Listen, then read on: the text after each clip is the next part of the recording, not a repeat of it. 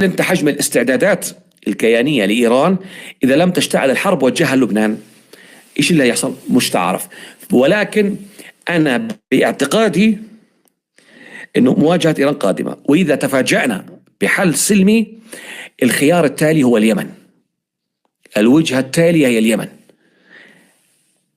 نتفاعل بالمفاوضات الآن اللي بتحصل ثلاثية بين المجلس السياسي الأعلى في صنعاء والمجلس الرئاسي في عدن والسعودية. في أخبار أنه العودة للمفاوضات وخلاص الرحلات الأممية الإنسانية عادت لصنعاء الأمم المتحدة، في أخبار.